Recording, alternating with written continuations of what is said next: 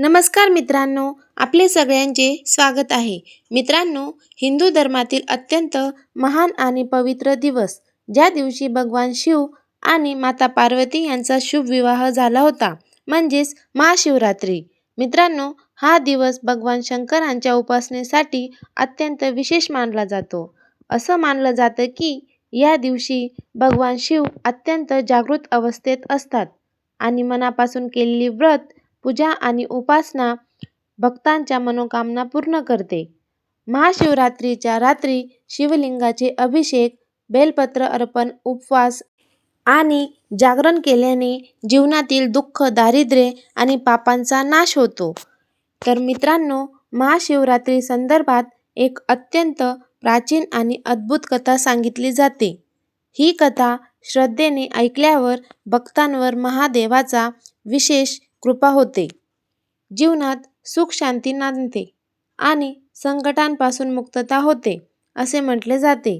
तर मित्रांनो, आज मी तुम्हाला अशीच एक प्रभावशाली महाशिवरात्रीची कथा सांगणार आहे.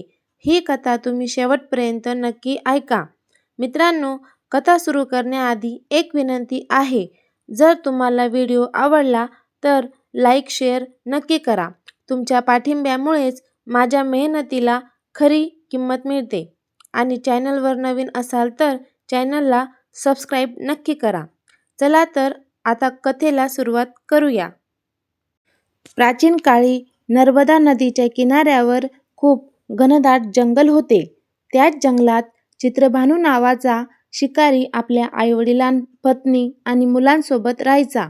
संपूर्ण कुटुंबाची जबाबदारी ही चित्रभानूवरती होती. जनावरांची शिकार करून तो आपल्या कुटुंबाचा उदरनिर्वाह करत असे. तो स्वभावाने अत्यंत क्रूर व निर्दयी होता. पशुप्राण्यांची शिकार करताना त्याला त्यांच्यावर थोडीही दया यायची नाही. या उलट एखादा शिकार त्याच्या हातून सुटला तर तो अजूनच क्रूर बनत असे. आपल्या कुटुंबाची भूक भागवण्यासाठी तो निर्घृणपणे प्राण्यांची शिकार करत असे. चित्रभानू एका धनाढ्य सावकाराचा कर्जदार होता. वेळेवर कर्जाची परतफेड न केल्यामुळे त्या सावकाराने त्याला पकडून एक शिवमठात कैद केले. योगायोगाने ज्या दिवशी चित्रभानूला पकडले गेले तो दिवस महाशिवरात्रीचा होता. त्या मठात त्या दिवशी दिवसभर शिवभक्त मंडळी येऊन शिवाची पूजा, भजन, उपासना आणि शिवपुराणातील कथा सांगत होती. चित्रभानूला त्या दिवशी उपाशी आणि तहानलेले राहावे लागले. त्याने दिवसभर त्या मठात बसून दिवसभर शिवभक्तांकडून होणारे भगवान शिवाचे कीर्तन आणि महिमा एकाग्र चित्ताने ऐकले. त्या प्रवचनात चित्रभानूला महाशिवरात्रीच्या व्रताची कथा देखील ऐकायला मिळाली. सायंकाळ होत आली तेव्हा सावकाराने त्याला मठाबाहेर बोलावून घेतले आणि धमकावून म्हटले की उद्यापर्यंत माझे सर्व कर्ज फेडून टाक, नाहीतर परिणाम वाईट होतील. प्राण वाचवण्यासाठी चित्रभानूने पुढील दिवशी तुमचे सर्व कर्ज फेडतो असे वचन दिले आणि सावकाराने त्याची सुटका करून दिली. मग चित्रभानू घरी न जाता जंगलात शिकार शोधण्यासाठी गेला. दिवसभर काहीच खाल्ले पिल्ले नव्हते, म्हणून चित्रभानूला प्रचंड भूक लागली होती. तरीही कुटुंबाच्या उदराचा विचार करून तो रात्रीची वेळ न बघता अंधार पडू लागला तरी तो जंगलात शिकार शोधत भटकू लागला. त्याच्या मनात आले की एखादे पशु जरी मिळवून मारता आले तरी आजची रात्रसाठी उपयुक्त ठरेल, असा विचार त्याच्या मनात होता. पण दूर दूरपर्यंत त्याला एकही पशुप्राणी दिसले नाही. रात्र चढत चालली होती. चित्रभानू थकला होता. त्याने विचार केला की एखाद्या ठिकाणी थांबून आजची रात्र काढू. त्यावेळी त्याला समोरच एक मोकळे मैदान आणि एक शांत तलाव दिसला. पाण्याच्या शोधात प्राणी तेथे येतील असा विचार करून त्याने त्या तलावाच्या आजूबाजूचा परिसर नीट निहाळला. तलावाच्या काठाशीच एक घनदाट वृक्ष दिसले. जवळ जाऊन त्याने पाहिले तर ते बेलवृक्ष होते.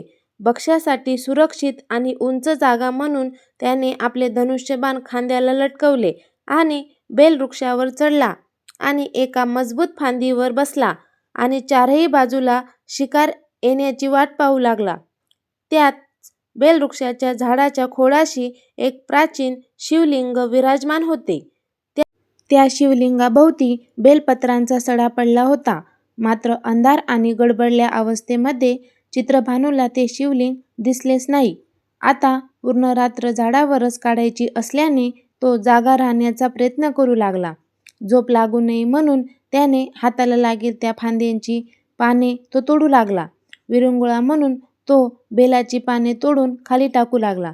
पण त्या न कळत कृत्यात त्याच्या हातून तोडून खाली फेकलेल्या बेलपत्रांचा वर्षाव त्या शिवलिंगावर होऊ लागला.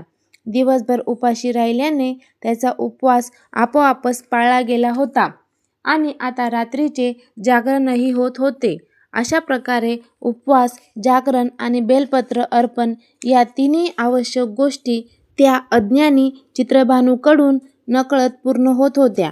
पण चित्रभानूला याबाबत अजूनही जाणीव नव्हती. त्याचे संपूर्ण लक्ष आपल्या भुकेकडे आणि कुठून तरी एखादी शिकार येईल याकडेच त्याचे लक्ष लागले होते. असाच काही काळ तग धरून ठेवला असता रात्रीचा पहिला प्रहर संपत आला. इतक्यात चित्रभानूला तळ्याकाठी काही हालचाल जाणवली आणि त्याने खाली पाहिले तर एक हरणी सावधपणे पाऊल टाकत पाणी पिण्यासाठी तलावाकडे येताना दिसली. त्या हरिणीचे पोट मोठे दिसत होते. ती गर्भवती असल्याचे स्पष्ट जाणवत होते. इतकी मोठी शिकार दिसल्यावर चित्रभानूचा थकवा दूर झाला. त्याने हळूच आपल्या खांद्यावरची धनुष्य हातात घेतले आणि चपळाईने त्यावर बाण चढविला. तेवढ्यात पाणी पिऊन त्या हरणीने मान वरती केली आणि मानवी आवाजात बोलू लागली, "हे शिकारी राजा, क्षणभर थांब आणि माझं बोलणं ऐक." एका प्राण्याच्या तोंडून मानवी बोल ऐकून चित्रभानू गोंधळला आणि डोळे विस्फारून तिच्याकडे पाहू लागला. इतक्यात हरणी पुन्हा बोलू लागली, "माझ्यावर दया कर. मी गर्भवती आहे. लवकरच माझ्या पोटातलं बाळ या जगात येईल. जर तू मला आता मारलं तर माझ्या पोटातील बाळ आणि माझा असा 2 निरपराध जीवांचा घात होईल. 2 जीवांची हत्या करून महापाप तुझ्या हातून होईल. तर असं करू नकोस. मला काही काळ जगू दे. मी लवकरच माझं बाळ जन्माला घालून त्याला सुरक्षित ठिकाणी ठेवून तुझ्यासमोर स्वखुशीने परत येईल. तेव्हा तू मला ठार कर." तिच्या डोळ्यातून हे बोलताना अश्रुधारा वाहू लागल्या होत्या. त्या फाल्गुन महिन्याच्या शीतल चांदण्यातही तिच्या डबडबलेल्या नयनातील चमक दुःखाने मलिन भासत होती. त्या निरागस जीवाच्या कातर स्वराने जणू त्या शांत जंगलात हंबरडा पसरला होता. हरणीचे करुण शब्द ऐकून चित्रभानू गोंधळून गेला की एक जनावर मनुष्याप्रमाणे बोलतंय ही गोष्टच अचंब्याची होती. ताणलेल्या धनुष्याची प्रत्यंचा त्याच्या हातातून थोडी सैल झाली. हरणीच्या डोळ्यातले पाणी आणि कंपयुक्त स्वर ऐकून त्याच्या हृदयात थोडी करुणा दाटून आली. शेवटी त्याने तिची विनवणी मान्य केली आणि म्हणाला, "जा, तुला जाऊ देतो. पण परत यायला विसरू नकोस." जीवदान मिळाल्यामुळे हरणीने मान झुकवून कृतज्ञता व्यक्त केली आणि काही क्षणात ती झुडपांच्या आत अदृश्य झाली. त्यानंतर शिकारीने पुन्हा सावधपणे चारही बाजूला पाहू लागला. पण त्याच्या मनात विचार येत होते की मी खरंच वेडा आहे का? हाताला आलेले शिकार मी जाऊ दिले. आता ती हरीण परत येईल का? तिने आपला प्राण वाचावा म्हणून खोटे आश्वासन दिले असणार. पण इतक्यात त्याला तिच्या डोळ्यातून अश्रू आठवले आणि ते त्याच्या काळजाला काहीतरी बोचल्यासारखे झाले. असू दे, निदान 2 बापुड्या जीवांची हत्या घेण्याचं पाप माझ्या हातून टळले असे स्वतःशी फुटफुटून त्याने त्याच्या मनाला समजावले. आणि आता आपण सावध राहायचे असे म्हणून तो पुढच्या शिकारची वाट बघू लागला. हातात घट्ट धनुष्य पकडून तो चारही बाजूला नजर ठेवू लागला. काही काळ लोटला. रात्रीचा दुसरा प्रहर चालू होता. चित्रभानू तल्लख नजर ठेवूनच होता. इतक्यात त्याला एक प्राण्याची सावली तलावाजवळ येताना दिसली. आणखी एक हरिणी दपकत पावलांनी तलावाजवळ येत होती. हरणी एकटीच होती. तिच्या भोवती कोणी तिचे पिल्लू वगैरे नव्हते. तिला पाहता चित्रभानूला आनंद झाला. त्याच्या अंगात एक वेगळीच ऊर्जा संचारली आता मात्र याला चुकवायचे नाही आणि त्याने धनुष्य सज्ज केला. हरणी अजून थोडी पुढे आली आणि चित्रभानूने तिच्यावर नेम धरला. त्या हरणीचे लक्षही त्या झाडावर बसलेल्या शिकारीकडे गेले आणि आपला जीव वाचावा म्हणून ती विनवणीच्या स्वरात म्हणाली की हे शिकारी, कृपा कर, माझं बोलणं ऐक. मी या क्षणी एकटीच आहे, कारण काही दिवसापूर्वी मी माझ्या पतीपासून विलग झाले आहे. त्याच्याशिवाय मी व्याकुळ झाले आहे. मी माझ्या नवऱ्याच्या शोधात या वनात भटकत आहे. मला एकदा त्यांना भेटण्याची संधी दे. मी त्यांना भेटून परत येईल तेव्हा तू मला हवं तर ठार कर, पण मला आता जाऊ दे. या दुसऱ्या हरणीची हळवी विनंती ऐकून शिकाऱ्याला तिची दया आली. विरहाने व्याकुळ होऊन आपल्या प्रियतमाची म्हणजेच पतीची बातमी देणारी एक हरणीचा आक्रोश तो ऐकत होता. पहिली हरणीने दिलेला शब्द पाळून परत येईल अशी आशा तर त्याला होतीच, पण दुसऱ्या हरणीलाही सोडून देऊ असा निर्णय त्याने घेतला. बरं, तूही जा, पण लवकर परत ये, असं त्याने त्या हरणीला सांगितले. त्याच वेळी त्याच्या मनात एक स्वार्थी विचार आला की जर या दोघी हरणी परत येतील तर मला पुढे 2 बळी मिळतील. या आशेने त्याने दुसऱ्या हरणीलाही जाऊ दिले. जीव वाचल्याबद्दल ती हरणी दुरूनच मान हलवून आपल्या डोळ्यांनी आभार व्यक्त करत आहे असे त्याला वाटले. काही क्षणात ती अंधारात नाहीशी झाली. दुसरी ही संधी हुकल्याने चित्रभानू अस्वस्थ झाला. पुन्हा तो आपल्या जागेवर बसला आणि नजर ठेवू लागला आणि अधूनमधून तो पुन्हा बेलपत्र तोडून तो खाली टाकू लागला. यामुळे अजून काही बेलपत्र खाली शिवपिंडीवर पडत होती. आता मात्र त्याला प्रचंड भूक लागल्यामुळे त्याचा संयम तुटत चालला होता. 2-2 शिकार हातून निसटल्याने तो चिडला होता. परत आले तर ठीक, नाहीतर कशाला सोडले मी त्यांना, असे तो स्वतःशीच म्हणत होता. बराच वेळ कुठलाच प्राणी न दिसल्यामुळे तो फार वैतागला. रात्र बरीचशी पुढे सरकली होती. सगळीकडे काळोख पसरला होता आणि चंद्र मध्य आकाशात आला होता. थंड वाऱ्याचे झोत वाहत होते, त्यामुळे त्याला थोडी थंडीही वाजत होती. डोळ्यांवर झोप येऊ नये म्हणून तो अधिकच जागरूक झाला. तेवढ्यात त्याला दूरवर काहीतरी हल्ल्याचा भास झाला. त्याने कान टवकारले आणि खाली पाहतो तर एक हरणी तिच्या 2 पिलांसोबत तलावाकडे येत होती. शिकाऱ्याने ठरवले की यावेळी शिकार करायची. तो बेलांच्या पानांच्या आडून दबा धरून बसला होता. हळूहळू सावकाशपणे ती हरणी पिलांना घेऊन तलावाजवळ पाणी पिण्यासाठी जात होती. चित्रभानूने सावधपणे धनुष्यबाण हाती घेतले आणि नेम धरू लागला आणि योग्य क्षणाची वाट पाहू लागला. हरणी तलावाजवळ गेली आणि मान खाली घालून पाणी पिऊ लागली आणि चित्रभानूने धनुष्यबाण वर केला. हरणीला काहीतरी वेगळेच भासले. तिने वरती झाडावर पाहिले तर चित्रभानूचे क्रूर डोळे तिच्या लक्षात आले आणि घाबरून ती किंचाळली आणि म्हणाली, थांब शिकारी, आधी माझं बोलणं ऐक. चित्रभानूचे बोट आणि ताणलेले बाण तसेच थबकले आणि हरणी घाबरलेल्या स्वरात म्हणाली, हे शिकारी राजा, मला माहितीये तू मला ठार करणार, पण हे माझी लहान लेकरं बघ, मला त्यांची चिंता सतावती आहे. माझ्या मरणानंतर ही निष्पाप पिले अनाथ होऊन जातील. हे ऐकून ती कोवळी पिले आईला अजूनच बिलगली.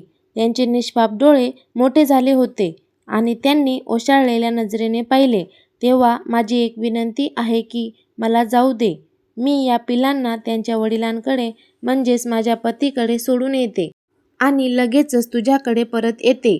त्यानंतर तुला शिकार करायची असेल तर निसंकोचपणे शिकार कर, माझी काही हरकत नसणार. हे ऐकून शिकारीला संताप आला आणि म्हणाला, मी तुला जाऊ देणार नाही. समोर आलेलं शिकार मी सोडणार नाही. आधीच 2दा माझा भक्ष निसटला आहे. आता 3ऱ्यांदा ती चूक मी करणार नाही. शिवाय माझं कुटुंब उपाशी असणार. त्यांना मी कोणत्या तोंडाने सांगू की मी परत रिकाम्या हाताने आलोय? नाही, मी तुला अजिबात सोडणार नाही. शिकाऱ्याचे कठोर शब्द ऐकून हरणीच्या डोळ्यात पाणी आले आणि रडवलेल्या स्वरात ती म्हणाली की हे शिकारी राजा, जशी तुला तुझ्या मुलांची माया आहे तशीच मला माझ्या लेकरांची ममता आहे. मी माझ्या डोळ्यांसमोर त्यांना अनाथ होताना पाहू शकणार नाही. मला जाऊ दे. मी शपथ घेऊन सांगते की मी माझ्या पिलांना माझ्या पतीजवळ सुखरूप सोडून येते आणि परत येते. तेव्हा तुला माझी शिकार करायची असेल तर निसंकोचपणे कर. मी माझं भाग्य समजून घेईल. हे ऐकल्यावर शिकारीचा राग थोडा निवळला आणि त्याने बाण मागे घेतला आणि धनुष्यबाण खाली केले आणि त्याला थोडी लाज वाटली आणि म्हणाला, जा, पण परत येशील तर बरं होईल. डोळ्यात आश्चर्य आणि कृतज्ञता घेऊन ती हरणी आपल्या पिलांना घेऊन मागे वळली आणि झाडांच्या आत लुप्त झाली. आता मात्र चित्रभानू व्यथित झाला होता. 3 वेळा शिकार हुकल्याने तो खच्ची झाला होता आणि संतापाने स्वतःशीच हात आपटत होता. त्याचा शारीरिक आणि मानसिक थकवा वाढत चालला होता. त्याने हताशपणे डोळे मिटले आणि कपाळावर हात फिरवला. शरीर थकल्यामुळे, अस्वस्थतेमुळे जागे राहावे लागत होते. बेलांच्या झाडावरील लहान मोठ्या फांद्यांना तोडत, पाने ओरबाडत तो जागाच राहिला. शिवलिंगावर बेलपत्रांचा अक्षरशः ढीग साचला होता. जणू काय देवाला अर्पण केलेली विशाल माळच. इतक्यात पूर्वेकडील आकाश सावळ्या रंगाने उजळायला लागलं होतं. पहाट जवळ येऊन ठेपली होती. पहाटेचा धूसर प्रसार पसरू लागलाच होता. चित्रभानू अजून अधिक दक्ष झाला होता. त्याचे चित्त अजूनही अस्वस्थ होते. हाती काहीच न लागण्याचा राग आणि दुःख त्याला बोचत होते.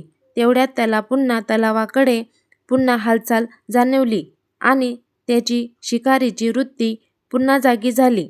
झाडावरून तो पुन्हा डोकावून पाहू लागला. त्याला समोरून एक डौलदार हरीण येताना दिसले. त्या नरहरणाचे डोळे बैचेन दिसत होते. शिकाऱ्याच्या लक्षात आले की हा निश्चितच त्याच हरणींचा जोडीदार आहे, जिला त्याने काल रात्री सोडून दिले होते. त्याचा त्रस्त चेहरा सांगत होता की तो आपल्या हरवलेल्या बायको-पिलांच्या शोधात आहे. पण त्यावेळी चित्रभानूला फक्त भुकलेली मुलं आणि सावकाराची धमकी आठवली. त्याने शपथ घेतली की काहीही झालं तरी एखादी शिकार करूनच घरी जायचं. त्यामुळे समोरचा प्राणी त्या 3 हरणींचा पती असो वा नसो याची त्याला पर्वा नव्हती. जर याला मारलं तर सगळे एकत्रच संपतील असा क्रूरपणे विचार केला. हा विचार करताच त्याने त्या हरणावर नेम धरला. त्या नर हरणाची दृष्टी असामान्य असावी. दूरवरूनही त्याने झाडावर हलणारी व्यक्ती आणि त्याच्या हातातील शस्त्र पाहिली. पण तो हरीण अजिबात खचला नाही आणि धीटपणे म्हणाला, ए शिकारी, थांब. बाण सोडण्याच्या आधी माझं बोलणं ऐकून घे. या अनपेक्षित आवाजाने चित्रभानू थांबला. तो हरीण ठामपणे बोलू लागला की जर तुला असं वाटत असेल की याआधी आलेल्या 3 हरणींचा तू वेध घेतला आहेस आणि त्यांच्या रक्ताने तुझी तहान भागली आहे तर आता मी एकटाच उरलो आहे, तर विलंब नको करू. एकाच क्षणात माझा देखील शेवट करून टाक, जेणेकरून त्यांच्या वियोगाचं दुःख मला सोसावं लागणार नाही. त्यांच्या विरहाच्या आगीत मी तग धरू शकेल असं मला वाटत नाही. पण तुझ्या हृदयाला पाझर फुटून तू त्या तिघींना जीवदान दिलं असेल तर मला देखील काही काळ जाऊ दे. मी त्यांना शोधून आणतो. त्यांच्यासोबत थोडा वेळ घालवून लगेच तुझ्यासमोर परत येतो. मग तुला माझा बळी घ्यायचाच असेल तर निश्चित घेऊन घे, पण आता मला जाऊ दे. त्यांच्या शब्दातील निष्ठा आणि कळकळ ऐकून चित्रभानू थिजल्यासारखा झाला. त्या हरणाचे बोल ऐकून काल घडलेल्या सर्व घटनांचे चित्रपटच जणू चित्रभानूच्या डोळ्यांसमोर फिरू लागले. पहाटेचा स्वच्छ प्रकाशात त्याला जाणवले की बेलवृक्षाखाली असलेल्या त्या शिवलिंगाकडे त्याचे दुर्लक्ष झाले होते आणि ते जणू तेजाने उजळून चमकत आहे. चमत्काराने त्याच्या मनातील क्रौर्य वितळून गेले. शुद्ध मनाने त्याने हरणाचे बोल मनात उतरवले आणि काही क्षणातच त्याने आपल्या हातातील धनुष्यबाण खाली ठेवले. जा, तुला मी मोकळे सोडतो. चित्रभानू शांतपणे म्हणाला, माझ्या हातून तुमचा कोणाचाही विश्वासघात होणार नाही. तुमची काहीही अडचण मी निर्माण करणार नाही. अविश्वासाने तो हरीण चित्रभानूकडे पाहत राहिला आणि तो मागे फिरला आणि झाडांच्या मागे अदृश्य झाला. दरम्यान जंगलामध्ये एका मोकळ्या जागी त्या तिघी हरणी एकमेकांना भेटल्या. आपल्यावर ओढवलेल्या प्रसंगाची कहाणी एकमेकांना सांगत होत्या. त्यांच्या पती देखील कुटुंब शोधत तेथे आला होता. त्यालाही शिकाऱ्याला दिलेले वचन आणि केलेल्या विनवण्या आठवत होत्या. सुदैवाने त्याच्या तीनही प्रिय पत्न्या सुखरूप असल्याचे त्याने पाहिले. पण त्या सर्वांनी एका क्रूर शिकाऱ्याला परत येण्याचा शब्द दिला आहे हे ऐकल्यावर त्याचा काळजाचा ठोकाच चुकला. तरीही सगळ्यांनी मिळून विचारपूर्वक निर्णय घेतला की प्राण जायचाच असेल तर दिलेला शब्द पाळावा.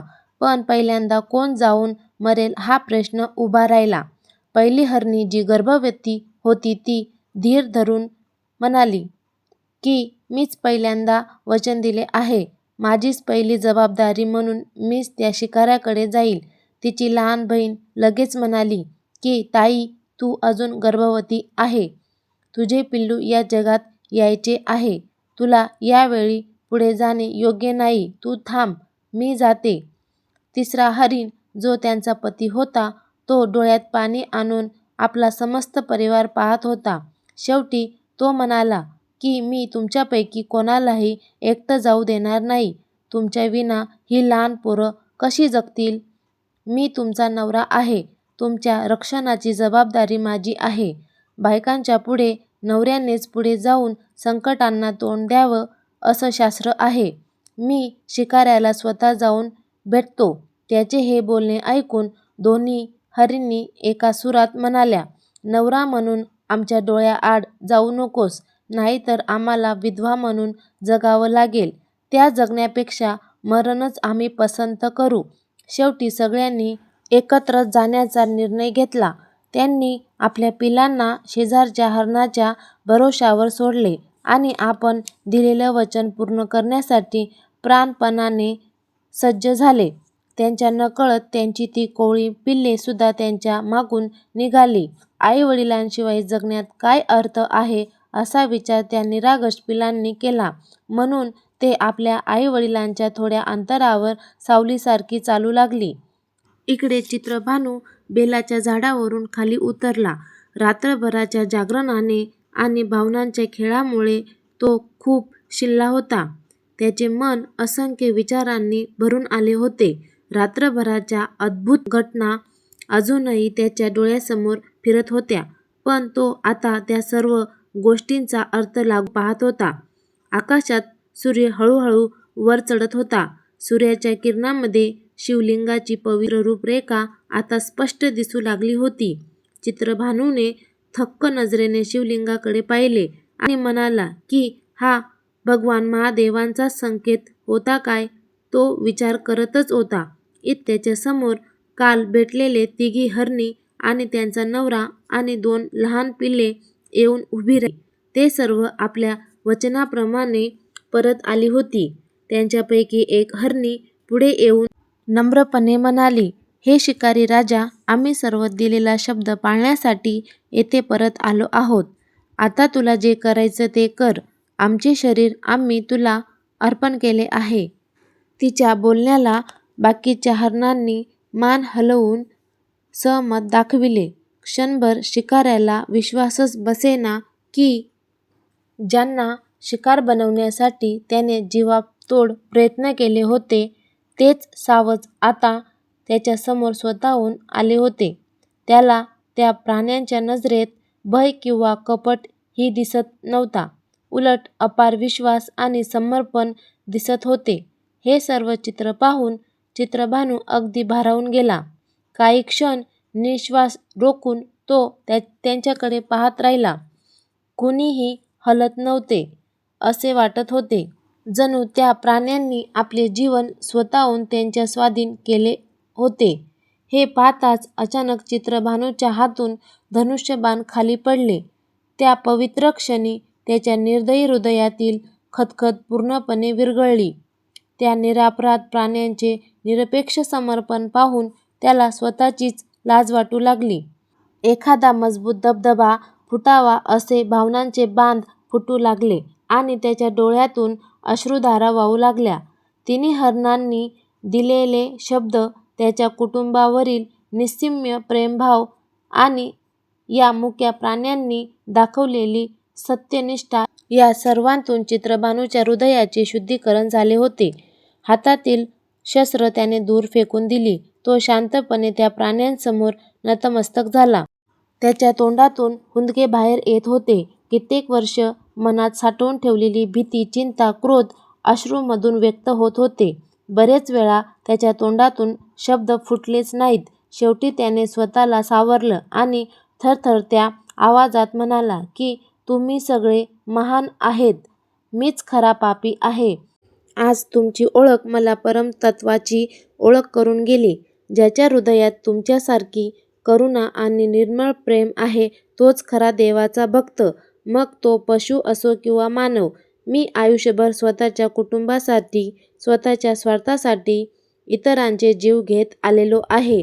मला आज माझी चूक उमगली. मी तुमच्याशी वाईट वागलो, त्याबद्दल मला क्षमा करा. ज्या पद्धतीने तुम्ही सगळे एकमेकांसाठी प्राण द्यायला तयार झालात ते पाहून माझे डोळे उघडले. मी तुम्हाला वचन देतो की आजपासून मी कुठल्याही सजीवाची हत्या करणार नाही. तुम्ही आता निर्धास्तपणे परत जा. असे म्हणून शिकाऱ्याने हात जोडले आणि त्या सर्व प्राण्यांची क्षमा मागू लागला. चित्रभानूच्या चेहऱ्यावरचा पश्चाताप इतका प्रामाणिक होता की त्या हरणांच्या डोळ्यातही पाणी आले. चित्रभानू आपली क्षमायाचना व्यक्त करत होता तेवढ्यात तेथे लखलखीत तेजाचा लोट प्रकट झाला. बेलवृक्षाच्या फांद्याआड लपलेला सूर्य जसजसा वर येत होता तसतसा तो प्रकाश अधिकच चमत्कारिक आकार धारण करू लागला. काही क्षणातच त्या प्रकाशातून एक तेजस्वी मूर्ती प्रकटली. जटाजूट मस्तकी धारण केलेला, निळकंठ हातात त्रिशूळ घेतलेला, अंगावर व्याघ्रचर्म आणि रुद्राक्षमाळा लयलेला योगी उभा होता. भोलेनाथांच्या मुखावरील सौम्य हास्य आणि कपाळावरील तिसरे नेत्र स्पष्ट दिसत होते. हे विभूती म्हणजे देवाधिदेव भगवान शिवशंकर होते. भगवान शिवांना प्रत्यक्ष पाहताच शिकारी आणि प्राण्यांनी मस्तक नमवले. चित्रभानूने देवांच्या चरणावर लोटांगण घातलं. त्याच्या डोक्यावर भगवान शंकरांनी प्रेमाने हात ठेवला. उठ वत्सा, महादेवांनी गंभीर पण कोमल वाणीत म्हटलं. उभा राहा आणि माझ्याकडे बघ. शिकाऱ्याने हळूच वर पाहिले. त्याच्या डोळ्यातून आनंदाश्रू ओघळू लागले. परमेश्वर त्याच्या समोर उभा आहे. महादेवांनी आपला भव्य हस्त धरून त्याला उभं केलं आणि थोडं मिश्किल हसून त्याला विचारलं, कसा वाटला माझा खेळ चित्रभानू? शिकारीला काही क्षण काहीच कळेना. तेव्हा त्याने हात जोडून महादेवांना म्हणले की हे देवा, मी अज्ञानी, मला काहीच कळत नाहीये. त्याचा आवाज थरथरत होता. महादेव मंद हसले आणि म्हणाले, वत्सा, मी त्या शिवमठात कथा सांगणाऱ्यांच्या माध्यमातून तुझ्याशी संवाद साधत होतो, पण त्यावेळी तू फक्त ऐकून आनंद पावत होता. आचरणात मात्र फरक घडवला नव्हता. म्हणून मी ठरवलं की तुझ्या कर्मांनी साचलेलं पाप नाहीसं करून तुला सद्बुद्धी द्यायची. चित्रभानू देवाचे शब्द शांतपणे ऐकत होता. महादेव पुढे म्हणाले की माझ्या लीला अपरंपार आहेत. मीच तुला या बेलाच्या झाडाखाली घेऊन आलो आणि तुझ्याकडून संपूर्ण रात्र आपोआप माझी सेवा घडवून घेतली. त्या दरम्यान या मुक्या हरणांच्या रूपाने मी तुझं हृदय देखील परीक्षित केलं.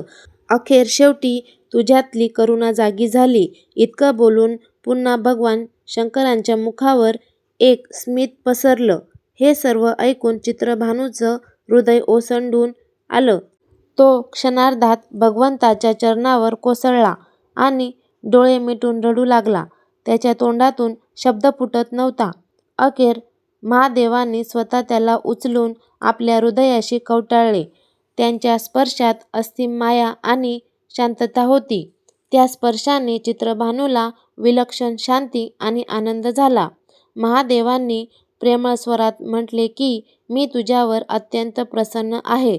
माग, तुला जे हवं आहे ते वर माग. चित्रभानूने डोळ्यातील आसू पुसले आणि पुन्हा हात जोडले आणि नम्रतेने महादेवांना म्हणाला, हे प्रभू, आज आपल्या कृपेने माझं अज्ञान दूर झालं. मी अजून काही मागू शकत नाही. अशीच आपली कृपा सदैव माझ्यावर राहू द्या. त्याच्या ह्या निरपेक्ष मागणीवर महादेव अधिकच संतुष्ट झाले. त्यांनी आशीर्वाद देत म्हटले, तथास्तु. पण तरीही मी तुला वर देतोच. तू आजपासून पवित्र झालास. तुझी सगळी पापं नाहीशी झाली आहेत. पुढील जन्मी तू एक महान राजा होशील व तुझ्या राज्यातील लोकांवर उत्तम राज्य करशील. तुझ्या वैवशात कुठलाही अनिष्ट प्रसंग येणार नाही आणि तुम्हा सर्वांना मी मोक्ष प्रदान करील. त्यानंतर महादेवांनी आपली दृष्टी समोर उभ्या हरिण कुटुंबाकडे वळवली. त्या मुक्या प्राण्यांनाही त्यांनी प्रेमाने वरदान दिले. शिवाच्या कृपादृष्टीने त्या निरपराध जीवांचा उद्वेग नाहीसा झाला. त्यांच्या जन्मोजन्मांच्या पापांचा भार याच जन्मात उतरला. त्या दिव्य स्पर्शाने ते मृग थरथरू लागले आणि काही क्षणातच स्वतःचे पश्रू त्यांनी जणू त्यागून दिले. त्याच वेळी त्या चारही प्रकाशमान जीवांसमोर आकाशमार्गे एक सुवर्ण रथ प्रकट झाला. ते त्या विमानात आरूढ झाले आणि स्वर्गाच्या दिशेने प्रयाण केले. चित्रभानू आश्चर्यचकित होऊन त्या दृश्याकडे पाहत होता. शेवटी भगवान शंकरांनी मऊ स्वरात सांगितलं, वत्सा चित्रभानू, जा आता घरी परत जा. तुला जे ज्ञान प्राप्त करायचे होते ते मिळाले आहे. आपल्या कुटुंबाची योग्य तऱ्हेने काळजी घे. नेहमी सत्य आणि अहिंसेच्या मार्गाने चाल. माझे आशीर्वाद सदैव तुझ्या पाठीशी असतील. जसं तुला या अनोळखी उपवास जागरणाचं महान फळ मिळालं, त्याचप्रमाणे जे कोणी महाशिवरात्रीचा व्रत करतील त्यांना देखील माझ्या कृपेने पापमुक्ती आणि परमकल्याण लाभेल. हे बोलून महादेव एकगुढ हसले आणि तेथून अंतर्धान झाले. चित्रभानू त्याच वेळी तेथे स्तब्ध उभा राहिला. या स्वर्गीय अनुभवाने तो अक्षरशः भारावून गेला होता. त्या दिवशी जणू त्याला नवजीवन मिळाले होते. महाशिवरात्रीच्या पवित्र दिवशी त्याच्या सर्व पापांचा नाश झाला होता. परमात्म्याच्या अनुकंपेने त्याला जीवनाचा खरा अर्थ गवसला होता. तो घरी परतला आणि आपल्या कुटुंबाचा प्रेमाने काळजी घेऊ लागला. आपल्या पत्नी आणि मुलांवर जीव ओतून जगू लागला. तो दिवस आणि ती रात्र मात्र तो कधीही विसरला नाही. दरवर्षी त्या प्रसंगाच्या स्मरणार्थ चित्रभानू महाशिवरात्रीच्या दिवशी जागरण करून शिवाची मनोभावे पूजा करू लागला. ज्या बेलवृक्षाखाली त्याच्यावर ही कृपा झाली होती त्या ठिकाणी त्याने एक छोटे शिवमंदिरही बांधले. हळूहळू त्या वनक्षेत्री इतर ग्रामस्थ आणि भक्तजन एकत्र जमत उत्सव करू लागले. अशा प्रकारे त्याने आयुष्यभर महाशिवरात्रीचे व्रत पाळले आणि शेवटी त्याला शिवलोकाची प्राप्ती झाली असे सांगितले जाते. असेही म्हणतात की इक्ष्वाकू वंशात राजा चित्रभानू म्हणून शिकाऱ्याचा पुनर्जन्म झाला. शिवकृपेने त्यांना आपल्या पूर्वजन्माची स्मृती होती. त्यांनी आपल्या दरबारात हीच कथा सांगून महाशिवरात्रीच्या व्रताचं महात्म्य अनेकांना पटवून दिले होते. महाशिवरात्रीच्या या पौराणिक कथेतून आपल्याला हेच शिकायला मिळते की ईश्वर भक्तांच्या मनातील भावना पाहतो. महादेवाला उपवास, पूजा या गोष्टींना जितकं महत्त्व आहे त्याहून अधिक महत्त्व हृदयातील दयाभाव आणि त्यागाला आहे. ज्याप्रमाणे शिकारीने नकळत महाशिवरात्रीचे व्रत पाळले आणि अखेरीस प्राणिमात्रांवर दया दाखवून शिवाची असीम कृपा प्राप्त केली, त्याचप्रमाणे जो कोणी श्रद्धेने हे व्रत पाळेल त्याला निश्चितच भगवान शिवशंकरांचे आशीर्वाद लाभतील. महाशिवरात्रीची ही पवित्र कथा भक्तिभावाने जे ऐकतात आणि वाचतात त्यांच्या सर्व पापांचा नाश होतो आणि त्यांच्या जीवनात भगवान शंकरांच्या कृपेने सुख, शांती आणि समृद्धी नांदते.